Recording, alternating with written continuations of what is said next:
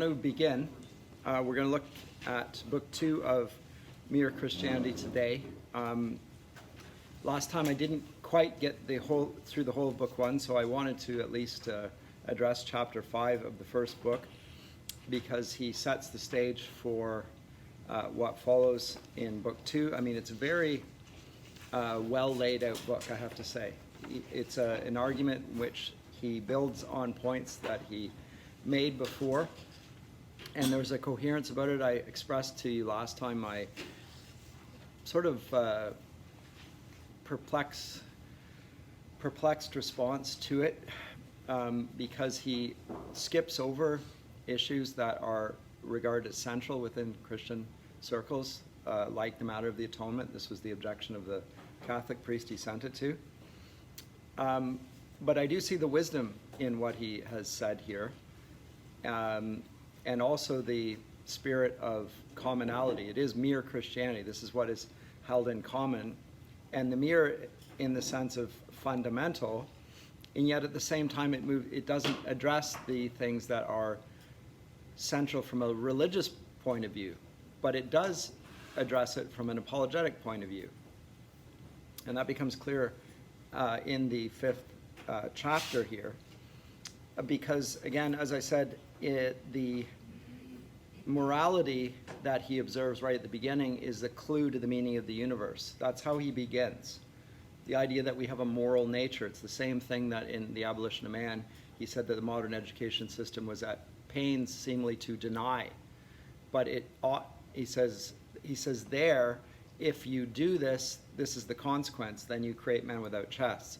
Here he presents it as it's impossible for you to think this way. You cannot do this. It's not just that you're doing it and there's a bad consequence. It's a consequentialist argument. Here he's making a rational argument. You cannot actually think without bringing in notions of good and evil, moral considerations. They're a part of all of our judgments. There's no such thing as a neutral act of judgment. And so he begins there with the idea that there is no neutrality because of the presence of good and evil in all of our judgments. That opens up other questions. We'll get to those in the second book which talks about the spiritual dimension of life, which is opened up by virtue of the fact that we invariably judge things. That's the subject matter today. But as I say, I wanted to conclude with what he says at the end of chapter 5 in book 1, because what he does is address in a very reasonable and intelligent way, I think, that although his culture has dismissed Christianity as outdated and not really necessary in a modern scientific age, that it really is not outdated and it is necessary to consider these things. So he looks at, in this chapter, what we have cause to be uneasy, he says. And he makes 3 main points here, it says, and he enumerates them. Sort of helpful. And he's picking up where he left off last time, which was, I've talked about the idea that there is a divine, or is a mind behind this. That is what is suggested. And the immediate response is, oh, now you're bringing in God. Now you're bringing in that Christian stuff. And he says, I'm not actually doing that. I'm not there yet. I'm simply saying that intelligent design is self-evident.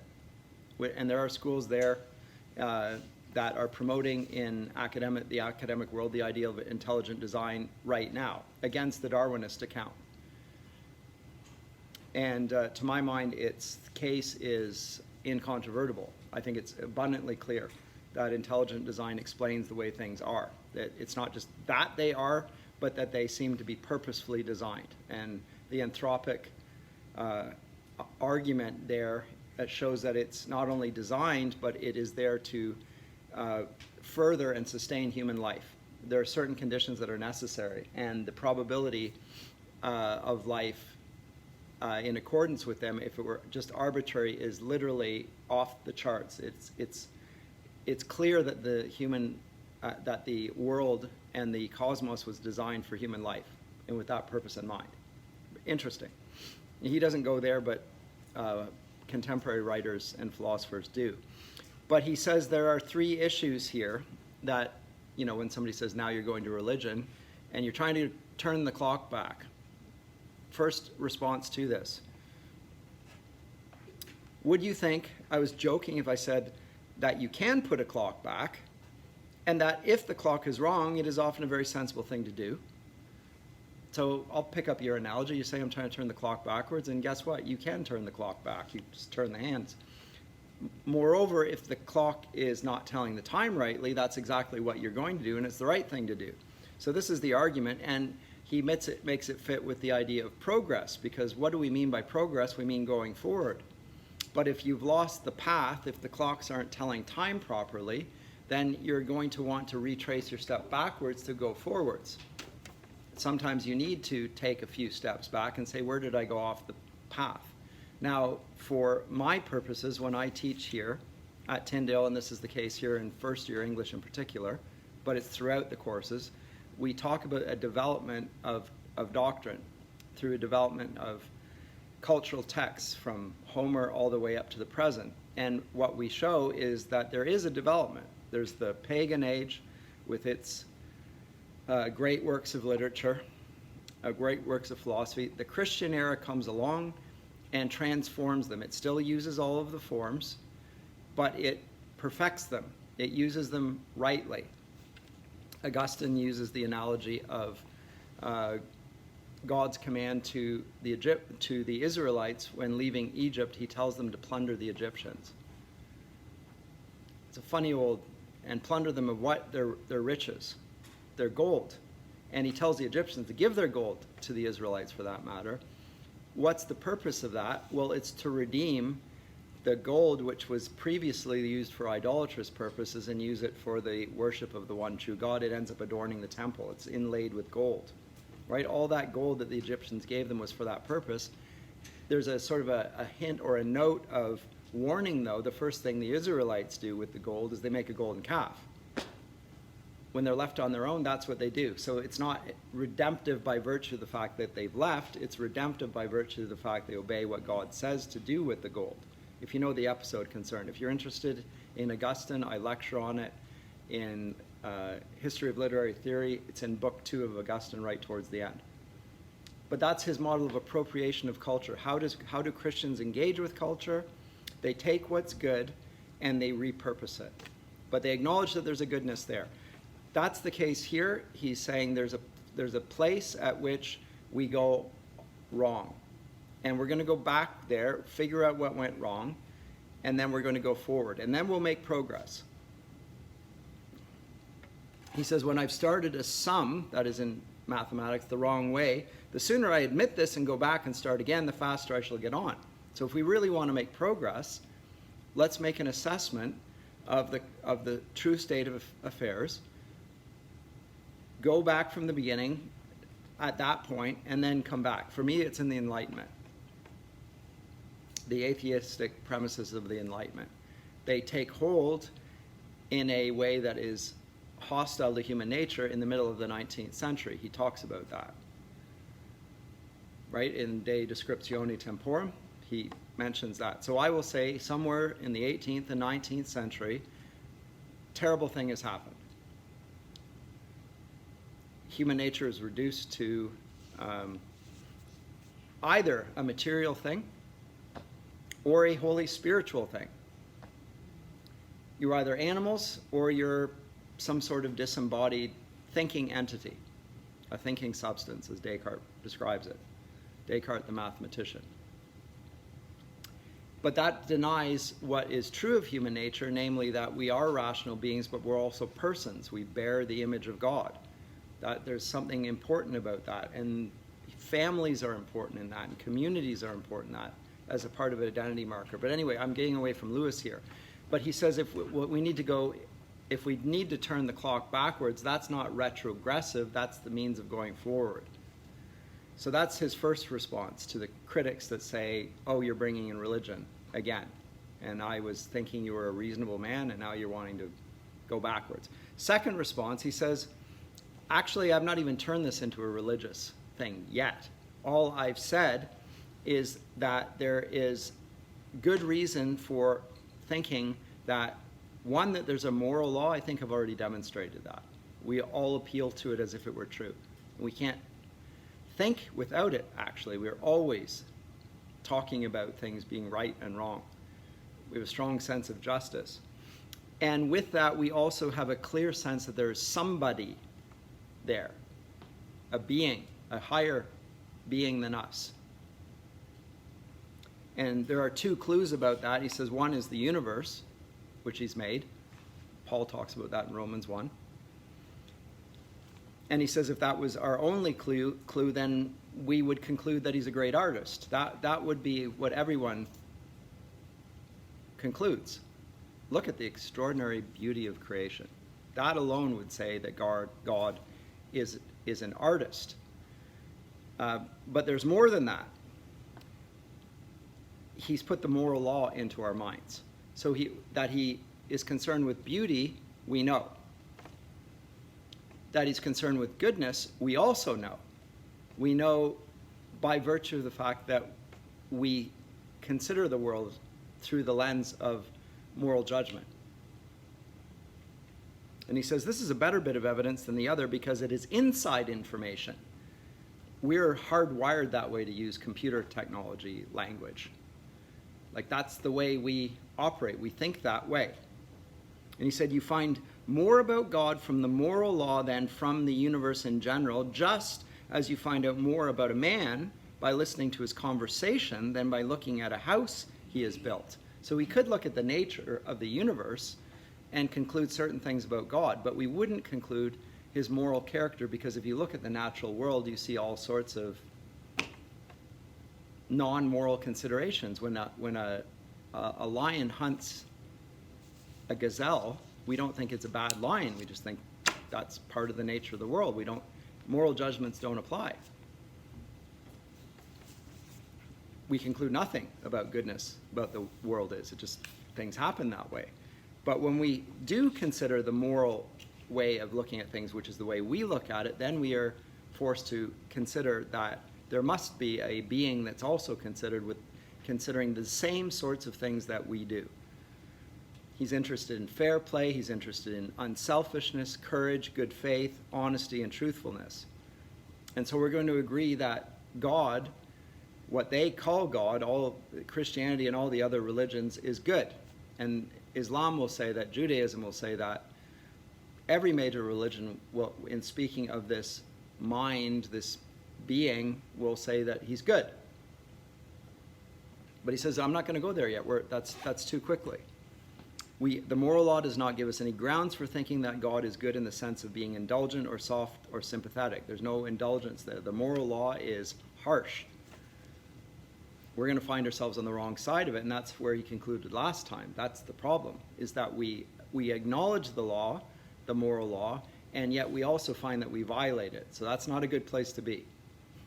We think it's always operative, and we know this, and we don't do it. Third point. He says, I've come at my subject in a roundabout way. Not trying to play any kind of trick on you, I had a different reason. My reason was that Christianity simply does not make sense until you have faced the sort of facts I've been describing. Now, I remember my objection was that he doesn't involve theories of the atonement, justification by faith, grace of God, the solas of the Reformation. He doesn't address those at all as being mere Christianity. He ignores them.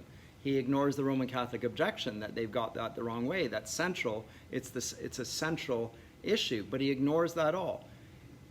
What is more important is that they all need a theory of an atonement. Atonement is central to every theory. And why is that? It makes no sense until you have faced the sort of facts I've been describing. Christianity tells people to repent and promises them forgiveness. It therefore has nothing, as far as I know, to say to people who do not know they have done anything to repent of, and who do not feel that they need any forgiveness. So first you have to show them that is the case. in fact, reason with them so they cannot see otherwise. Once they've seen that, only after you have realized that there is a real moral law and a power behind the law, and that you have broken that law and put yourself wrong with that power, it is after all this, and not a moment sooner, that Christianity begins to talk. That's why he begins here. You're not going to listen to the central fact of Christendom, the event of the cross. We wear the cross as a symbol of the faith. Makes no sense until you realize that this is what it's all about, and you know it. When you know you are sick, you will listen to the doctor, not before.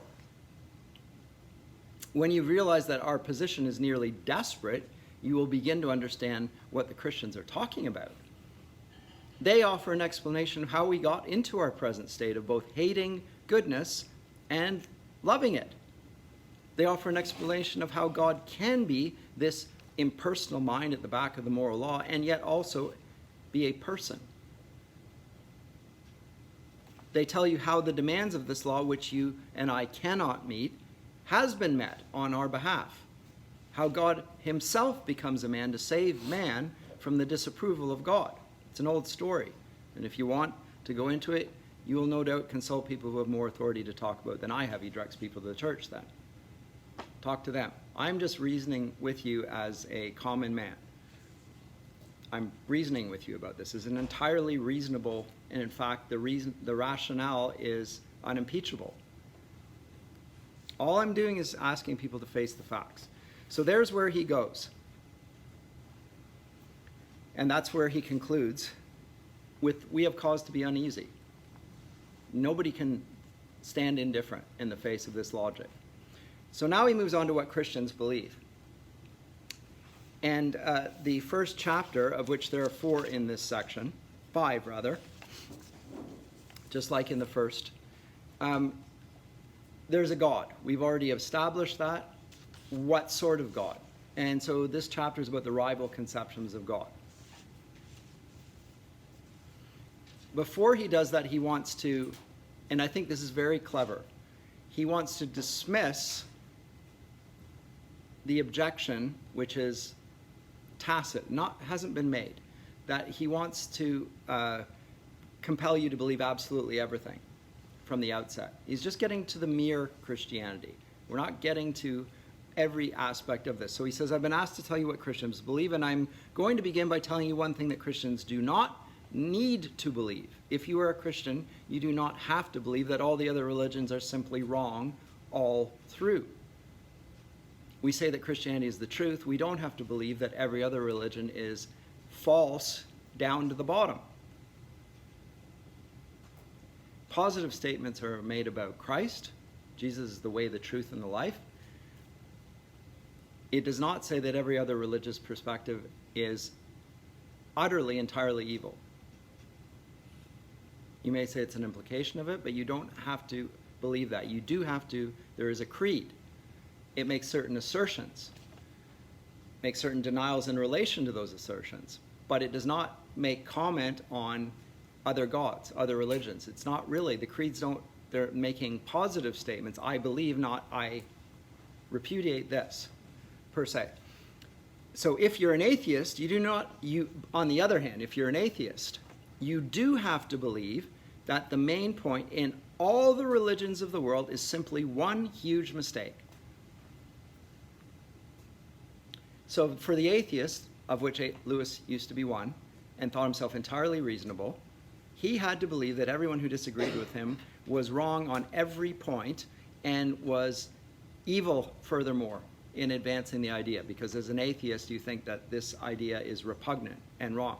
They're all wrong all the way down. So atheists, he's suggesting, are the most intolerant and closed-minded people. If you're a Christian, you're free to think that all those religions, even the queerest one, contain at least some hint of the truth. Now, why would he say that? Well, because he studied the ancient world.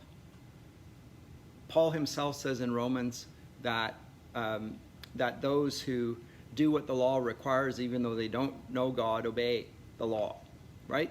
What's he talking about? He's talking about pagans. So they have a sense of the good, and they try to follow it. This is why Dante uses Virgil to lead him up to the top of Mount Purgatory. There's virtue there. They understood what virtue was. We can use pagan philosophy. We need to redeem it, but we can use it because there's goodness there. And Christians will further describe that as the light of common grace, by the way. So the ancient Romans realized that the family was good, and they kept it sacrosanct. They didn't let the state intrude in the private sphere.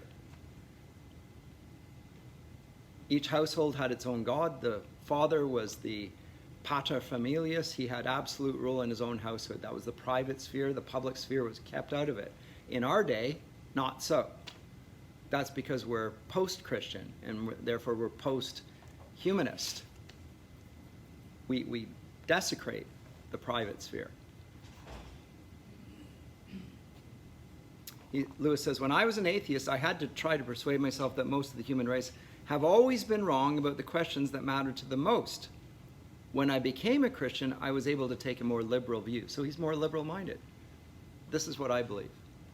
I wasn't always a Christian. I believe Christians are more liberal-minded than their opponents. But of course, being a Christian does mean thinking that where Christianity differs from other religions, Christianity is right and they are wrong. That is true. And need to be stated as such. So there is a common ground, we can agree on that. However, where we differ, you're wrong. And when we're appealing to that idea of wrongness, you can make an argument for it. And we should make an argument for it, not just say you're wrong. Right? I can show you why you're wrong. So as in arithmetic, there is only one right answer to a sum, and all other answers are wrong, but some of the wrong answers are much nearer being right than others. You'll remember in school when you did mathematics, they ask you to do don't just give me the answer, show me the work that you did to get there. You can get part marks because actually you've got there and then you made a mistake along the way. Some religions have made mistakes along the way, but they weren't wrong from the beginning. So some of the work that they did to come to the conclusion was done wrong.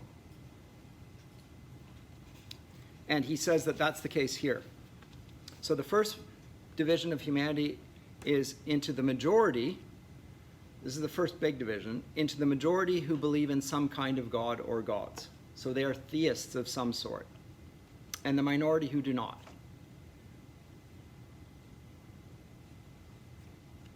To this day, most people on this planet, of which there are now 8 billion, believe that there is a God or there are gods. The overwhelming majority. There is a small minority who operate in Western technocratic governments and influence their policies, who think that this is the craziest idea ever, and eventually everyone's going to come to their point of view because they're on this side of progress, right? They know better, and we're eventually going to catch up with them. They're the ones who will lock you up and remove your freedoms and deny that there is a moral law. But it'll be better for you, and you'll come around to our point of view eventually. The minority who not. On this point, Christianity lines up with the majority. Lines up with who? Those that he delineated in chapter 2 of the Abolition of Man, those that adhere to what he calls the Tao. So who are those? They're the Greeks and Romans, the pagans, modern savages, Stoics, Platonists, Hindus, Mohammedans, etc., against the modern Western European materialist. He is writing as a modern Western man. The modern Western materialist denies this. So let's get to that small subset who appear to be very important because they have a stranglehold on our culture right now. And so they seem to be speaking with a loudspeaker. And they do have a loudspeaker. It's called technology and the power that wields it. This is the next big division. People who all believe in God can be divided according to the sort of God they believe in. So the atheists he's not even going to touch here. Let's deal with the theists. There are two very different ideas on this subject. One of them is the idea that he is beyond good and evil. Capital H, he. We humans call one thing good and another thing bad. But according to some people, that's merely our human point of view.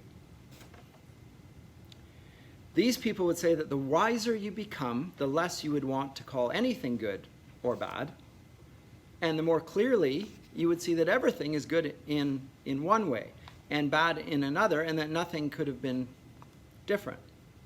Consequently, these people think that long before you got anywhere near the divine point of view, the distinction would have disappeared altogether. So if we stand back far enough, high enough, those distinctions just evaporate, because they were all perspectival anyway. Goodness and evil depends on your point of view. We call a cancer bad, he says. They would say because it kills a man, but you might as well call a successful surgeon bad because he kills a cancer.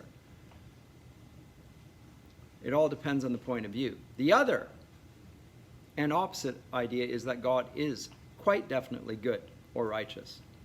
A God who takes sides, who loves love, hates hatred, wants us to behave in one way and not another. The first of these views is called pantheism. By the way, this is the view that reigns in the West. Pantheism.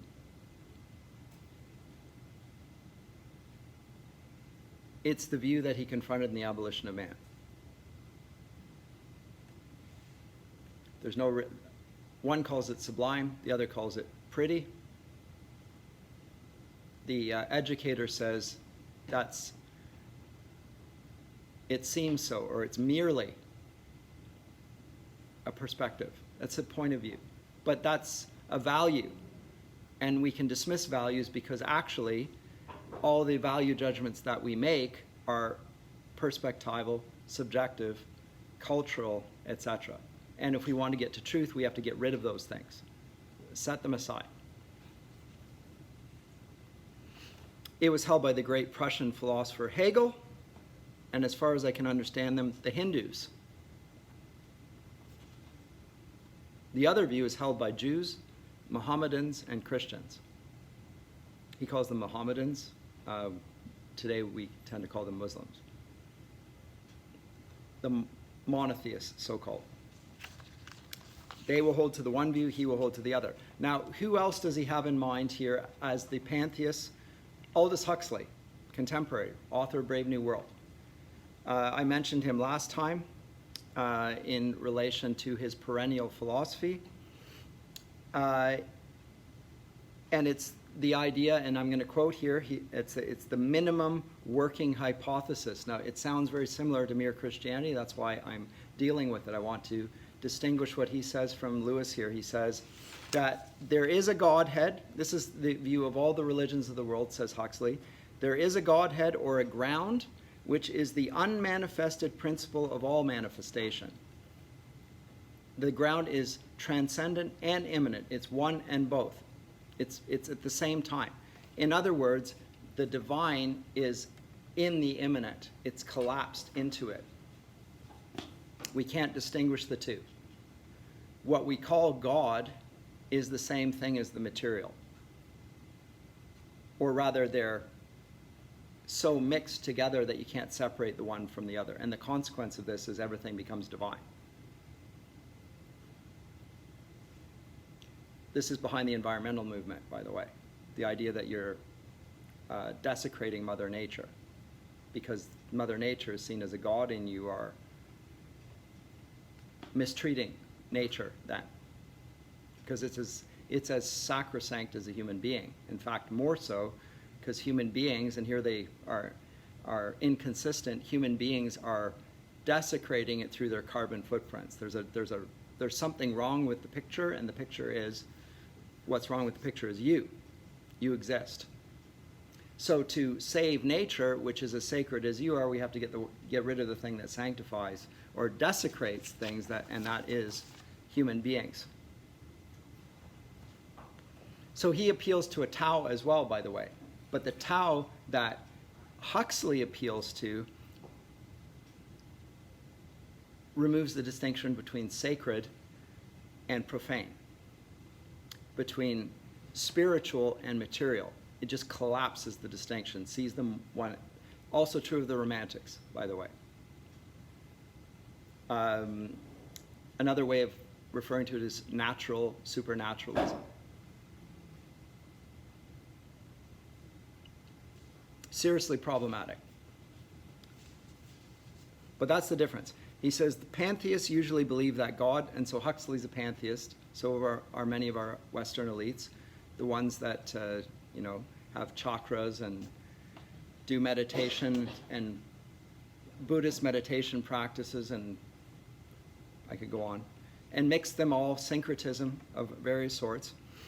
He says pantheists usually believe that God, so to speak, animates the universe as you animate your body, that the universe almost is God, so that if it did not exist, he would not exist either, and anything you find in the universe is a part of God. The Christian universe is different. Christian idea is that God created it, invented it, like a man making a picture or composing a tune. The painter is not the picture. Whereas in the pantheist view, there's no distinction between painter and picture. There's no mind there. There's no separation there. The painting is the painter.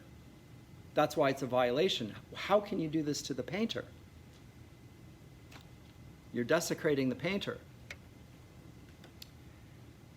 A painter is not a picture, says Lewis, and he does not die if his picture is destroyed. You may say he's put a lot of himself into it. That's true. But you only mean that all its beauty and interest has come out of his head. His skill is not in the picture in the same way that it is in his head or even in his hands. I expect you to see how this difference between pantheists and Christians hangs together with the other one. If you do not take the distinction between good and bad very seriously, and you see them as 50 shades of gray, there's no black and white, there's just gray or grayscale, then it's very easy to say that anything you find in this world is a part of God, even cancer. It's an expression of God. The child molester is just as I say, the child molester is just as moral as the saint, and just as immoral, because moral considerations don't apply. It's just a point of view. He loves what he loves. Both love what they love. Why are you making the distinction and saying that love is not love? It's all the same, right? It just depends on the point of view.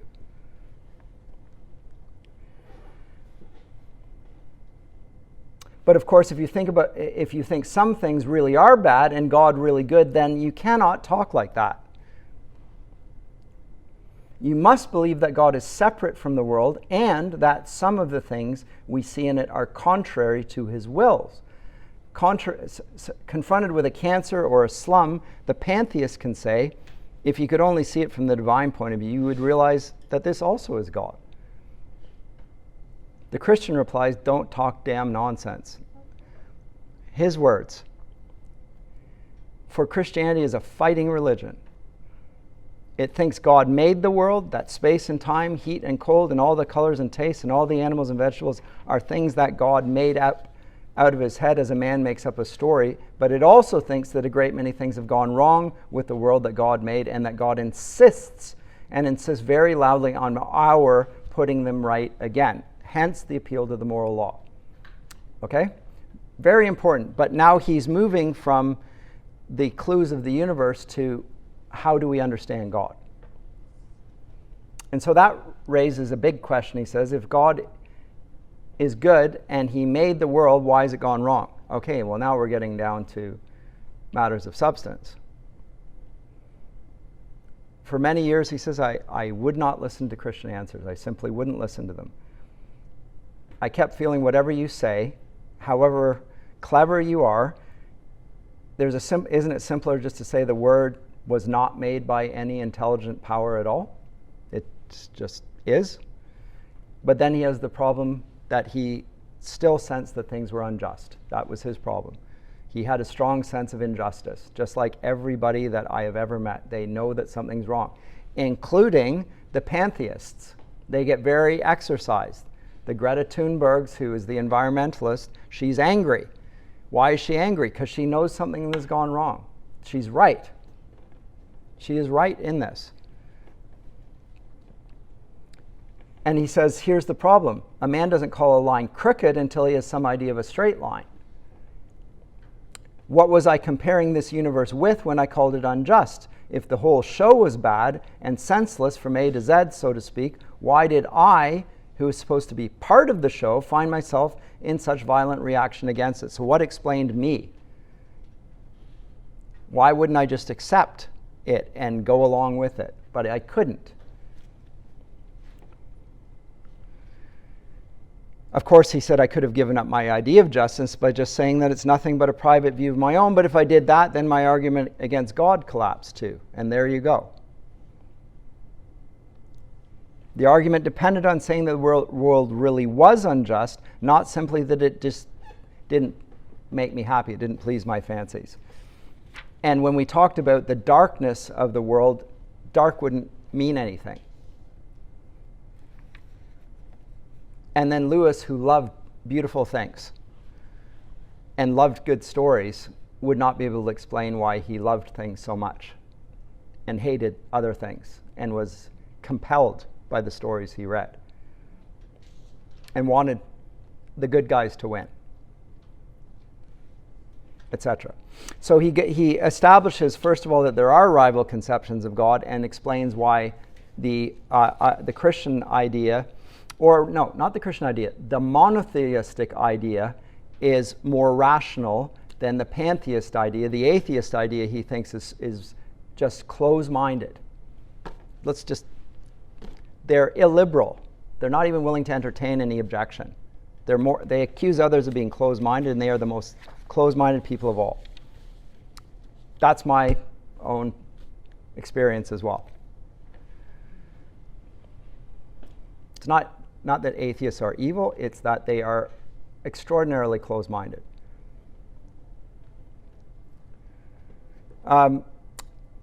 Chapter 2 is called The Invasion.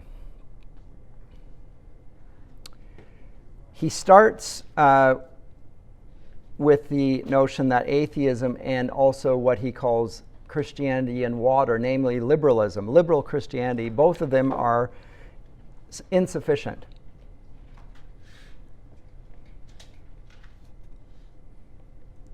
They're insufficient. Here he gets into the objection against Christian liberalism. What is that objection? He deals with this on page 41. He says, very often, complaining about the simplicity, this silly procedure is adopted by people who are not silly, but who consciously or unconsciously want to destroy Christianity. These are liberal Christians. Maybe they're conscious, maybe they're unconscious. Maybe they're just very silly. Such people put up a version of Christianity suitable for a child of 6 and make that the object of their attack. When you try to explain the Christian doctrine as it really is held by an instructed adult, they then complain that you're making their heads turn around and it's all too complicated, and that if there really were a God, they are sure he wouldn't have made religion simple. That he would have, because simplicity is so beautiful. You must be on your guard against these people, for they will change their ground every minute and only waste your time. I used to go on radio, Culture Wars, and I used to debate a woman who was a Christian minister who didn't believe that a God existed. She wasted my time every week. It was an opportunity. But very silly, self-evident to everybody else, including the host. So you're a Christian, you're a minister, and you don't believe in God. Yes. And he's like there's a category mistake there. And you're drawing pay and you minister a congregation, but you don't believe in God. Yes. So what is it exactly you do? Well, and then everyone else is really like, okay, this is the way. Like, why? And for me, I was like, why would I bother? Why would I not just sleep in? Or do something more interesting? Like hit my head against the wall. I don't know. But besides being complicated, reality in my experience is usually odd. It's not neat, it's not obvious, and it's not what you expect. And this is actually a compelling thing for me about Christianity, Lewis as well. When you have grasped that the Earth and the other planets all go around the sun, now go back to what we said in the discarded image. When you grasp that they all go around the sun, you would naturally expect that all the planets were made to match, equal distances from each other, or distances that regularly increase, or all the same size, or else getting bigger or smaller as you go further from the sun. In fact, when you look at the planets, you say that there are little bitty ones and great big ones, and they're not in any order whatsoever. They're just random. What? And the proximity of the sun seems to have no relation upon that. And in fact, he says you find no rhyme or reason about sizes or differences, and some of them have 1 moon, one has 4, another has 2, and some have none. One is a ring. Reality usually is something you could not have guessed. And this is one of the reasons I believe Christianity. It is a religion you could not have guessed. And see, that's the point. Because a religion you would expect would be rational, and it would be something that we create. So you could explain it all the way across. There'd be no mystery whatsoever. If it offered us just the kind of universe we'd always expected, I should feel we were making it up. But in fact, it is not the sort of thing anyone would have ever made up. It's just that queer twist about it that real things have. So let's leave behind all these boys' philosophies that the liberal Christian, he calls it Christianity and water, give to us. Forget all that. The problem is not simple. The answer is not going to be simple either. So what is the problem? A universe that contains much that is obviously bad and apparently meaningless, but containing creatures like ourselves who know that it is bad and meaningless. That's the problem.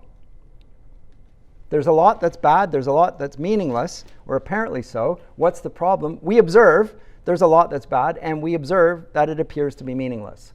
Vanity, says the preacher. Ecclesiastes, life is vanity. Seems to make no sense.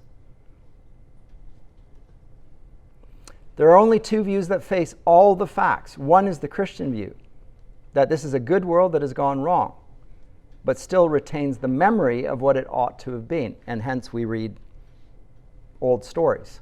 There's a vestige of truth out there.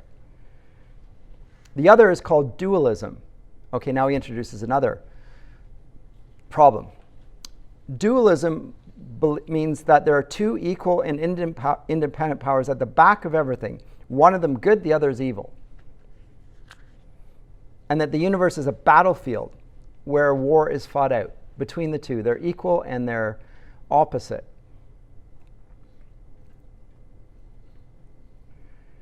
I personally think that next to Christianity, dualism is the manifest and most sensible creed on the market. But it has a catch in it. By the way, Augustine was once a dualist, a Manichaean. He thought that that described what was going on in the world. It's a battle between good and evil. All of our films play on this, including Star Wars, the trilogy, right? The dark side, the Force. It's Manichaean. It's not Christian, by the way. Don't tell me that Manichaeanism is Christianity light. It's not. The two powers or spirits or gods, the good one and the bad one, are supposed to be quite independent. This is the catch, by the way. They both existed from all eternity. Neither of them made the other. Neither of them has any other right more than the other to call itself God. Each presumably thinks it is good and thinks the other bad. Even the bad thinks that it's good. One of them likes hatred and cruelty, the other likes love and mercy, and each backs its own view. Now, what do we mean when we call one of them the good power and the other the bad power? Either we're merely saying we happen to prefer the one to the other, like preferring beer to cider, or else we're saying that whatever the two powers think about themselves, and whichever we humans at the moment happen to like, one of them's actually wrong, actually mistaken, in regarding itself as good. Now, if we merely mean that we happen to prefer the first, then we must give up talking about good and evil at all. Go back to what he said earlier. It's not just a matter of preference or perspective. For good means what you ought to prefer, quite regardless of whether you happen to like it at any given moment. By the way, the Marquis de Sade preferred sadism. He prefers brutality. He said, like Milton's Satan, evil be thou my good. What's the difference? I ought to be able to do what I want to do, because that's my good. I enjoy brutalizing other people. Why is the Marquis de Sade wrong? Is he wrong? Is torturing other people wrong? How come? On what basis do you claim that it's wrong? Is it actually wrong, or does it depend on whether you like it or not? 50 Shades of Grey says it depends whether you like it or not. It's an apologetic for abuse, by the way. It's read by women in their 30s, mummies. It's called mummy porn. That's the main audience for 50 Shades of Grey, promoted in our movie theaters, the whole thing. I'm not sure that was the intended audience, but that's who's reading it. And I'm thinking, these are married women with children, and they're reading about being abused by a billionaire, and they think that's a love story? Like, what on earth? Something deeply wrong there, but again, deeply wrong about their view of love and of themselves, for that matter. It says a lot about our culture. If being good meant simply joining the side you happen to fancy for no real reason, then good would not deserve to be called good. So we must mean that one of the two powers is actually wrong and the other actually right. But the moment you say that, you're putting into the universe a third thing, and here's the killer. In addition to the other two powers, some law or standard or rule of good which one of the powers conforms to and the other fails to conform to. Because as soon as you have to do that, you have to impose, you have to have a standard to appeal to discriminate between the two. But since the two powers are judged by this standard, then this standard, or the being who made this standard, is farther back and higher up than either of them, and he will be the real God. In fact, what we meant by calling them good and bad turns out to be that one of them is in a right relation to the real ultimate God and the other is in a wrong relation. Or you can put it the other way around. If dualism is true, then the bad power must be a being who likes badness for its own sake. And that is argued against from the very beginning of Western philosophy. Socrates says that even bad men believe that they're pursuing a good. And they're mistaken about the nature of the good. But they love the good. They're pursuing a good. They're not going after evil, per se. It's a distorted good. They're not going to get what they're after, but they still want a good. They don't do the bad intentionally. He says, we have no experience, this is Lewis now, not me, of anyone liking badness just because it is bad. The nearest we can get to it is in cruelty, Marquis de Sade. But in real life, people are cruel for one of two reasons. Either because they're sadists, that is, because they have a sexual perversion which makes cruelty a cause of sensual pleasure to them, or else for the sake of something they're going to get out of it, money or power or safety.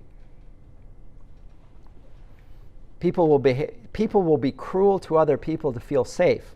They'll lock you down, and they'll treat you like sadists do to feel safe. They don't do it because it's bad. They do it because of the good of safety. But pleasure, money, power, and safety are all, as far as they go, good things. The badness consists in pursuing them by the wrong method, or in the wrong way, or too much. So now you get this. So goodness is itself, and badness is spoiled goodness. Now he's getting into the nature of evil here, and he's presenting to us an Augustinian view of evil, or a Boethian view of evil. There's no such thing as evil even. There's only... who knows? Book 2, Chapter 3, The Shocking Alternative. Mom goes up and finds the teddy bear and the ink and the French grammar all lying in the grate. That's against her will. She would prefer the children to be tidy, but on the other hand, it's her will which has left the children free to be untidy. She's not going to insist compel the children to be tidy. She doesn't want them to be untidy.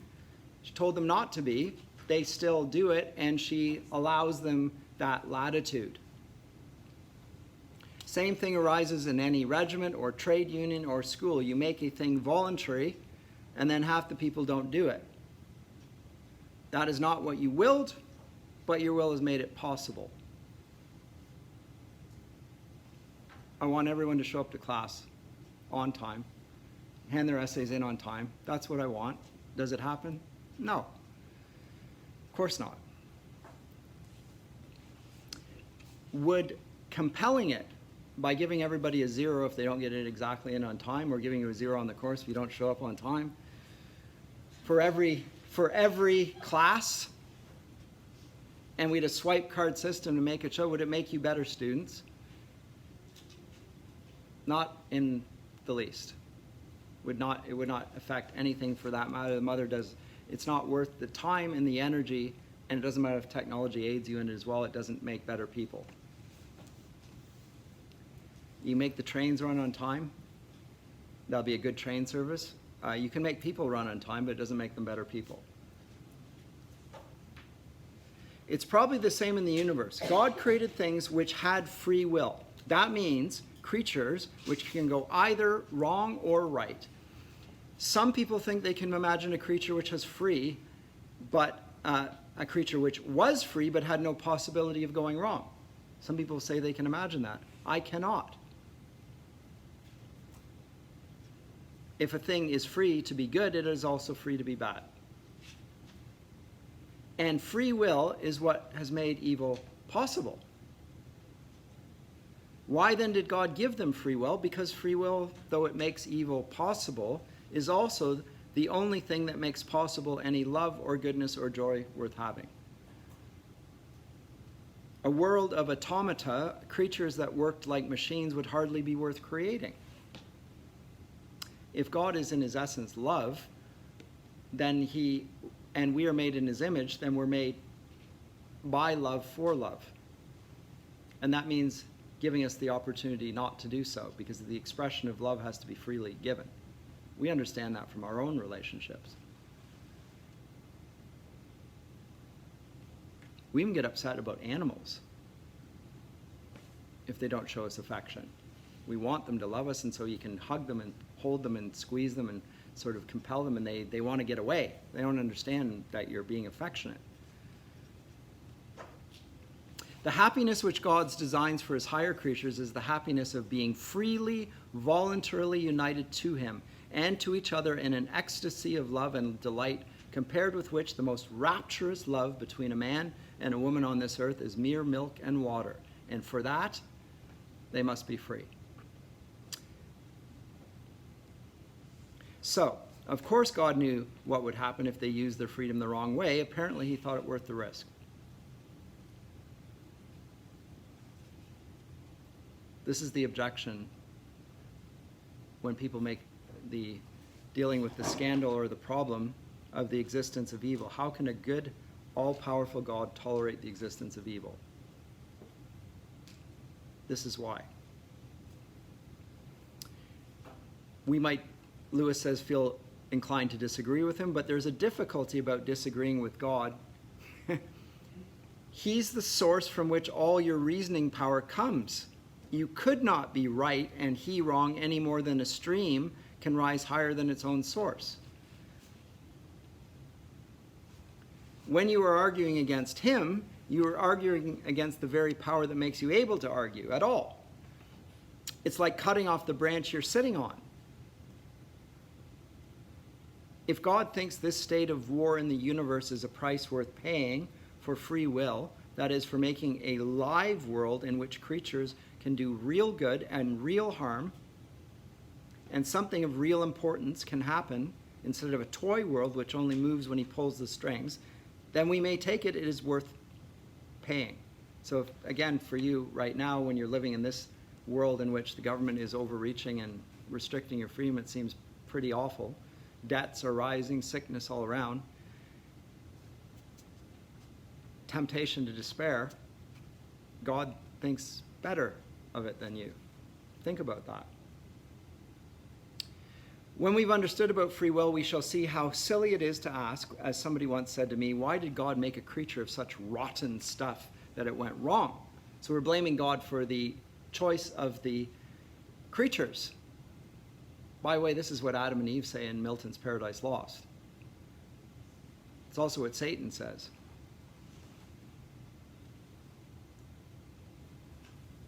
He made me so good that I wanted to be even better, and that brought about my fall. It's God's fault. The better stuff a creature is made of, the cleverer and stronger and freer it is, then the better it will be if it goes right, but also the worse if it goes wrong. A cow cannot be very good or very bad. A dog can be both better and worse. A child better and worse still. An ordinary man still more so. A man of genius still more so. A superhuman spirit best or worst of all. In the last case, he's speaking of Satan. But we can even see this among people. I've often said I'm glad that our leaders are so incompetent and stupid.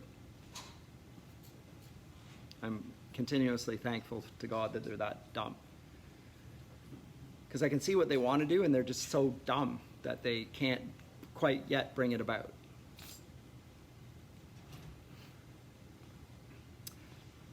With respect to Satan then, how did the dark power go wrong? Here, no doubt, we ask a question to which human beings cannot give an answer with any certainty. A reasonable and traditional guess based on our own experiences of going wrong can, however, be offered. The moment you have a self at all, there is a possibility of putting yourself first. Wanting to be the center, wanting to be God, in fact. That was the sin of Satan. And that was the sin he taught the human race. Some people think the fall of man had something to do with sex, but that's a mistake. The story in the book of Genesis rather suggests that some corruption in our sexual nature followed the fall and was its result, not its cause. What Satan put into the heads of our remote ancestors was the idea that they could be like gods, then set up their own, as if they had created themselves, to be their own masters, invent some sort of happiness for themselves outside God, apart from God, and out of that hopeless attempt has come nearly all that we call human history. Money, poverty, ambition, war, prostitution, classes, empires, slavery, the long, terrible story of man trying to find something other than God which will make him happy. And the reason why it can't succeed is this, that God made us. That's it. Augustine says, Lord, you've made us for yourself, and our hearts are restless till they find their rest in you. A car's made to run on petrol, and it would not run properly on anything else. God designed the human machine to run on himself. He's the fuel of our spirits designed to burn, or the food our spirits were designed to feed on, and there is no other. That's why it's no good asking God to make us happy in our own way without bothering with religion. He can't do that. He can't make us happy by letting us do what we want to do. God cannot give us a happiness and a peace apart from himself because it's not there. There is no such thing. Happiness is in Jesus. That's where our joy, our delight is met. There is no other way. And this is the key to history, he says. Terrific energies expended, civilizations built up, excellent institutions devised, but each time something goes wrong. Cruel, selfish people go to the top, and all it slides back into misery and ruin. That's the state of affairs right now. Getting worse and worse. In fact, the machine conks. The good news, by the way, is it doesn't stay that way. And we're not doom and gloom.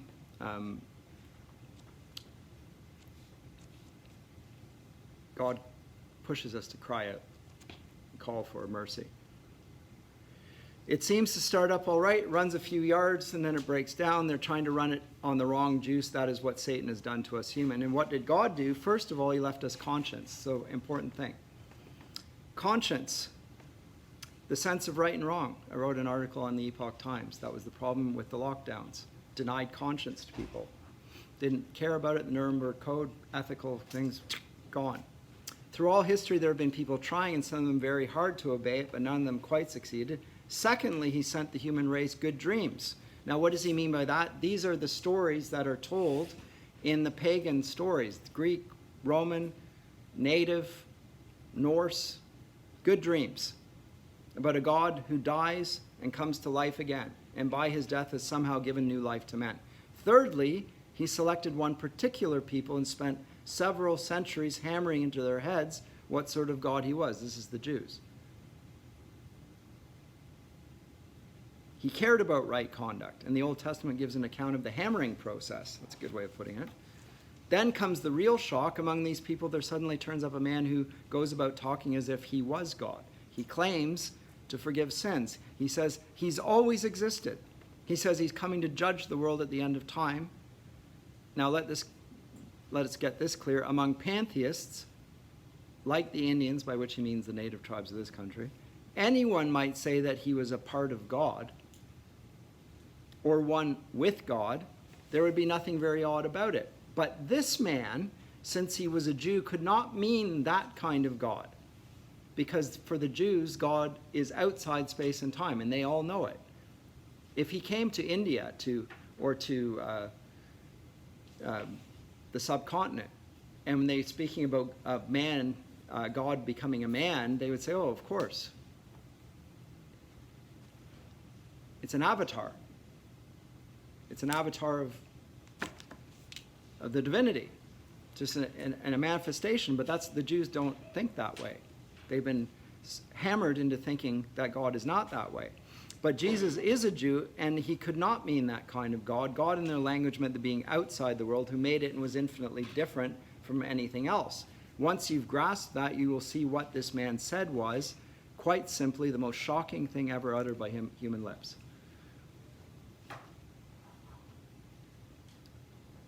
And that's what's hard for our contemporaries to grasp, because our contemporaries are pantheists. Right? They think that there's a godness in each of us, and that godness ought to be reverenced and given admiration and worship. It should be included, it should be respected, it should be given due reverence, and it's part of our social framework now. Diversity, equity, inclusion, right? You treat everyone with the exact same standard. If they say that they're this, you have to acknowledge it. Use the pronouns, whatever, right? So we don't see things the way the Jews did about God, namely that God is outside space and time. So when Jesus claims divinity, it doesn't shock us, but it should. So in a sense, his Jewishness needs to be first acknowledged as well. And he says, one part of the claim tends to slip by us unnoticed because we've heard it so often we no longer see what it amounts to. I mean the claim to forgive sins. Any sins. Unless the speaker is God, it's preposterous. We can all understand how a man forgives offenses against himself. You tread on my toes and I can forgive you. You steal my money and I forgive you. But what should we make of a man himself unrobbed and untrodden on, who announced that he forgave you for treading on another man's toes and stealing other man's money? That's an extraordinary thing. Asinine fatuity is the kindest description we should give of his conduct, yet this is what Jesus did. He told people that their sins were forgiven. Never waited to consult all the other people whom their sins had undoubtedly injured.